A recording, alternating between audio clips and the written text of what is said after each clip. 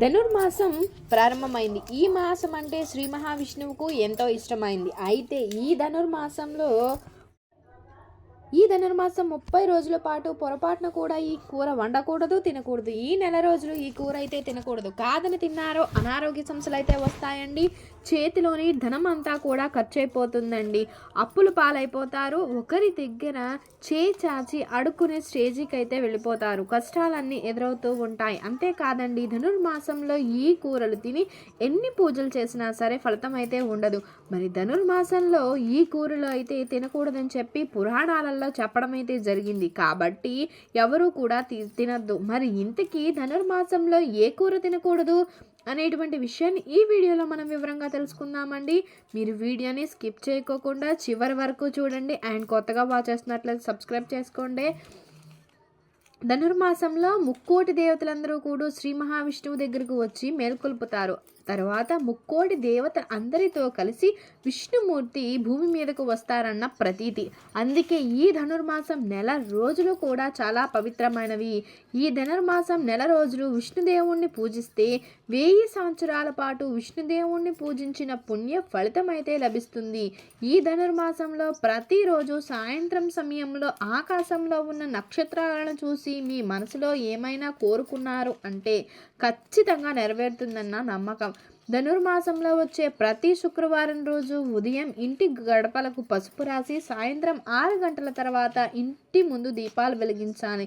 ఈ ధనుర్మాసంలో వచ్చే ప్రతి శుక్రవారం రోజు ఇలా ఇంటి ముందు దీపాలు వెలిగిస్తే మీ ఇంట్లోనికి ఖచ్చితంగా లక్ష్మీదేవి అడుగు పెడుతుంది.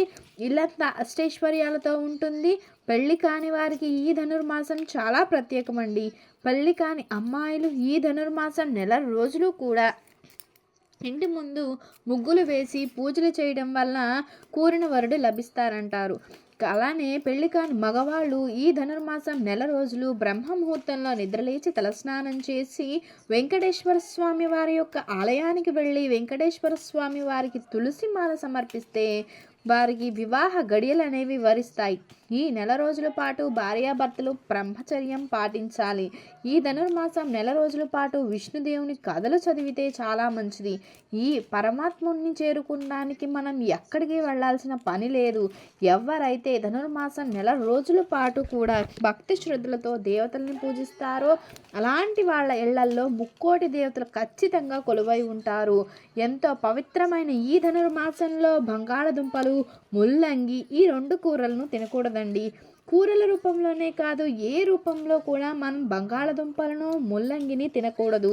కూరల రూపంలో కావచ్చు, ఫ్రై రూపంలో కావచ్చు, పప్పు సాంబార్లో కానీ ఇంకా ఏ రూపంలో కూడా అసలు మనం ఈ నెల రోజుల పాటు కూడా ఈ కూర తినకూడదు. కూర వండి తినినా వేరే ఏ రూపంలో స్వీకరించినా మీకు లేనిపోని కష్టాలు అయితే కలుగుతాయి.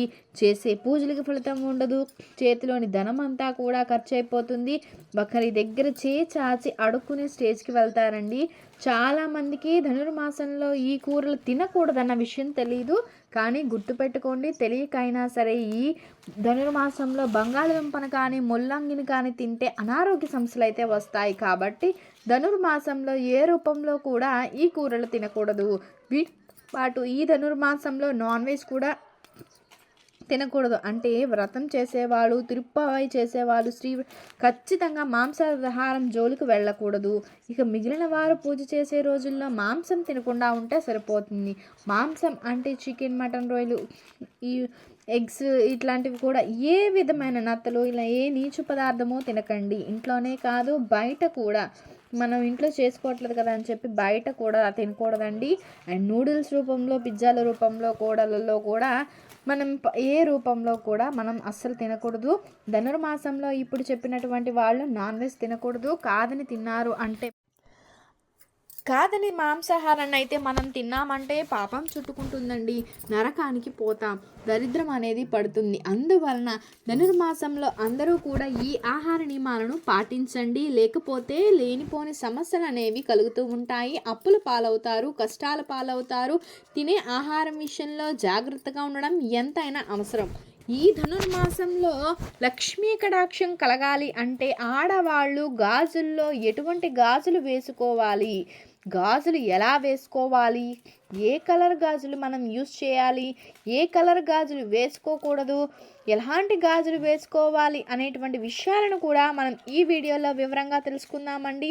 ఆ శ్రీ మహావిష్ణువుకు ఎంతో ఇష్టమైనటువంటి ఈ మాసంలో లక్ష్మీదేవి ప్రసన్నం కావాలి అంటే ఎటువంటి గాజులు వేసుకుంటే లక్ష్మీదేవి యొక్క అనుగ్రహం కలుగుతుంది అనేది మనం ఈ వీడియోలో వివరంగా తెలుసుకుందాం. సాధారణంగా ధనుర్మాసంలో ఆడవాళ్ళు అలంకరణ చేసుకోకూడదని శాస్త్రాలలో చెప్పడం జరిగింది. ఈ ధనుర్మాసం నెల రోజులు కూడా కళ్ళకు కాటుక పెట్టకూడదు, జడలో పూలు పెట్టుకోకూడదు, కానీ చేతులకు గాజులు మాత్రం తప్పనిసరిగా వేసుకోవాలి. ముఖ్యంగా ధనుర్మాస వ్రతాన్ని ఆచరించే వాళ్ళు ఖచ్చితంగా ఈ నియమం పాటించాలి. అయితే ధనుర్మాసంలో ప్రత్యేకమైనటువంటి రంగుల్లో గాజులు ధరిస్తే లక్ష్మీదేవి అనుగ్రహం కలుగుతుందని చెప్తారండి. కొంతమంది దగ్గర బంగారం అయితే ఎక్కువగా ఉంటుంది. అలాంటి వాళ్ళు ఓన్లీ బంగారు గాజులు మాత్రమే వేసుకుంటూ ఉంటారు. కానీ ఈ ధనుర్మాసంలో అలా అస్సలు చేయకూడదు. నిజానికి బంగారు గాజులు ధరించడం మంచిది, కానీ బంగారు గాజులతో పాటుగా మట్టి గాజులు కూడా తప్పనిసరిగా స్వీకరించాలి. ధనుర్మాసంలో మట్టి గాజులు వేసుకోకపోయినట్లయితే లక్ష్మీ కటాక్షం లభించదు. మీ దగ్గర ఎన్ని బంగారు గాజులు ఉన్నా సరే వాటితో పాటు మట్టి గాజులు వేసుకోవాలి. ధనుర్మాసంలో మట్టి గాజులు వేసుకోవాలి. ఆ మట్టి గాజుల్లో కూడా కొన్ని కలర్స్లో ఉండేవి యూస్ చేస్తే లక్ష్మీ కటాక్షం కలుగుతుంది. ధనుర్మాసంలో ఆడవాళ్ళు ఎరుపు రంగు గాజులు వేసుకున్నా, ఆకుపచ్చ రంగు గాజులు వేసుకున్నా, పసుపు రంగు గాజులు వేసుకున్నా, గోల్డ్ కలర్ గాజులు వేసుకున్నా లక్ష్మీ కటాక్షం అనేది మనకి కలుగుతుంది. ధనుర్మాసంలో ఆడవాళ్ళు ఎరుపు రంగు గాజులు వేసుకున్నట్లయితే సుమంగళి తత్వం ప్రాప్తిస్తుంది. పచ్చని రంగు గాజులు వేసుకున్నట్లయితే వృత్తి, ఉద్యోగ, వ్యాపార రంగాలలో విశేషంగా రాణిస్తారు. ధనుర్మాసంలో ఆడవాళ్ళు పసుపు రంగు గాజులు వేసుకుంటే సంఘంలో పేరు ప్రఖ్యాతులు పెరుగుతాయి. అదేవిధంగా ధనుర్మాసంలో స్త్రీలు బంగారు రంగు గాజులు, మట్టి గాజులు ధరిస్తే విశేషంగా లక్ష్మీ కటాక్షం అనేది కలుగుతుంది. కాబట్టి ధనుర్మాసంలో ఆడవాళ్ళు ఎరుపు రంగు గాజులు కానీ, పచ్చ రంగు గాజులు కానీ, పసుపు రంగు గాజులు కానీ ఈ రంగుల్లో ఉండేటువంటి గాజులు వేసుకోవాలి. కానీ ఆడవాళ్ళు ఎట్టి పరిస్థితుల్లో ధనుర్మాసంలో నలుపు రంగు గాజులను, బ్లూ కలర్ గాజులను, గ్రే కలర్ గాజులను యూస్ చేయకూడదండి. ఈ కలర్ గాజులు వేసుకుంటే సమస్యలు ఎక్కువగా వస్తాయి. కాబట్టి ఇలాంటివి ధరిస్తే వెంటనే తీసేయండి. అదేవిధంగా ఆడవాళ్ళు మట్టి గాజులు వేసుకునేటప్పుడు కనీసం ఒక 1/2 డజను గాజులైనా ధరించాలి. 2 చేతులు గాజులు కలిపితే 1/2 డజన్ గాజులు అయినా పర్వాలేదు. చేతికి 1/2 డజన్ గాజులు వేసుకుంటే చాలా మంచిది. అంటే 2 చేతులకి కలిపి డజను గాజులు వేసుకుంటే చాలా మంచిది. ఇంకా ఎక్కువగా ఉన్నా పర్వాలేదు, కానీ తక్కువ లేకుండా చూసుకోండి. చేతికి 1/2 డజన్ గాజులు వేసుకోలేమండి అనుకున్నట్లయితే కనీసం 2 చేతులకి కలిపైనా 1/2 డజన్ వేసుకోండి. అంటే ఆ చేతికి ఒక 3, ఈ చేతికి ఒక 3 కంపల్సరీగా వేసుకోవాలండి. ధనుర్మాసంలో ఆడవాళ్ళు ఇలా గాజులు ధరిస్తే అంతా శుభం జరుగుతుంది. లక్ష్మీదేవి యొక్క అనుగ్రహం సిద్ధిస్తుంది. అందువల్ల ధనుర్మాసంలో ఆడవాళ్ళు గాజుల విషయంలో ఈ నియమాన్ని పాటించండి. మా కార్తీక మాసం, మాఘం, శ్రావణం ఈ నెలలకు మాత్రమే ప్రాముఖ్యత ఎక్కువగా ఉందని భావిస్తారు. కానీ ధనుర్మాసం కూడా చాలా ఆధ్యాత్మిక ప్రయోజనాలు కలిగినటువంటి నెల అని చాలామందికి తెలియదు. దీనికి కూడా ప్రత్యేకత ఉంది. సూర్యుడు ధనుస్సు రాశిలో వచ్చేటువంటి భోగి పండుగ రోజు సూర్యుడు మకర రాశిలోనికి ప్రవేశించేంత వరకు ఉండే మాసం ధనుర్మాసం. వైష్ణవ సాంప్రదాయంలో అత్యంత పవిత్ర మాసం అండి ఇది. ఈ మాసం అంతా వైష్ణవాలయాలలో ప్రత్యేక పూజలు చేస్తారు. గోదావరి దేవి నదించిన తిరుప్పావైని ఈ మాసం రోజులు పఠిస్తారు. ముఖ్యంగా కలియుగ వైకుంఠమైన ఆ తిరుమల వెంకటేశ్వరుని ఆలయంలో ఈ నెల రోజులు సుప్రభాతానికి బదులుగా తిరుప్పావై పఠిస్తారు. అటువంటి ఈ పవిత్రమైన మాసంలో శ్రీ మహావిష్ణువుని మధుసూదనుని అనేటువంటి పేరుతో పూజించాలి.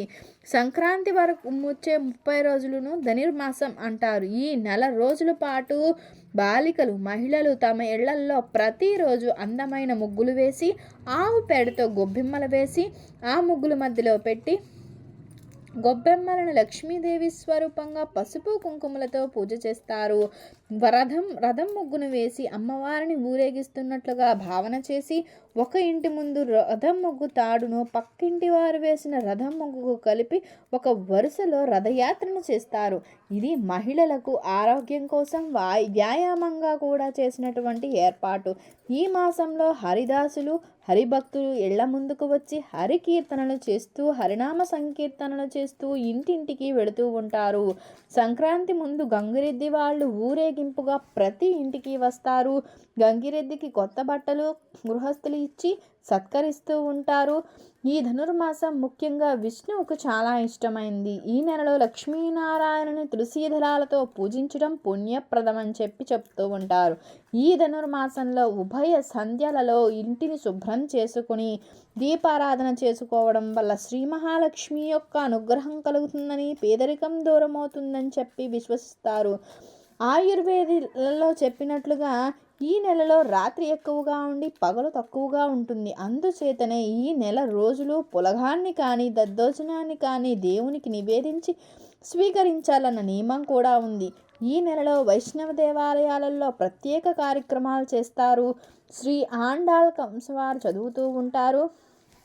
బ్రహ్మముహూర్తమందు స్వామికి పూజలు నిర్వహించి కట్టు పొంగలిని, దీన్ని ఉద్ఘానం అని, పప్పు కుండలి అని కూడా అంటారండి. ఈ కట్టు పొంగలిని స్వామి వారికి నివేదించిన తరువాత భక్తులకు ప్రసాదాన్ని పంచిపెడుతూ ఉంటారు. ఈ మాసంలో రకరకాల ప్రసాదాలు చేసి ప్రజలందరికీ ప్రసాద రూపంలో పౌష్టికాహారాన్ని అందజేయడం అనేది జరుగుతుంది. ప్రతి సంవత్సరం మార్గశిర మాసంలోని పుష్యమాసం వరకు చలి చాలా ఎక్కువగా ఉంటుంది. చలికాలంలో మన శరీరంలో రక్తంలో మార్పులు జరుగుతాయి. అందువల్ల ఆ సమయంలో శరీరానికి పౌష్టికనిచ్చేటువంటి ఆహారం బీదలకు అందచేయడానికి మన ఋషులు ఏర్పాటు చేసింది. తిరుమలలో ధనుర్మాసం నెల రోజులు సుప్రభాతం మొదలు తిరుప్పావై చేస్తారు. ఈ మాసంలోనే గోదాదేవి కళ్యాణం జరుగుతుంది. అనుభవాన్ని సర్వవ్యాప్తం చేయడం శరణాగతి. ధనుర్మాసం వ్రతం శరణాగతికి ప్రతీక. ఈ మాసంలో ఆండాళ్ళ బాహ్య అనుభవంతో అంతరానుభవంతో 30 రోజులు తదాత్మీయం చెందుతూ పాసురాలను కీర్తనలు కానీ చేసింది. సత్సంగం వల్ల భోగసంగం ప్రాప్తిస్తుందని ఈ పాసురాల గీత మాలిక తిరుప్పావై నిరూపిస్తుందండి. తిరుప్పావై అంటే శ్రీవ్రతం.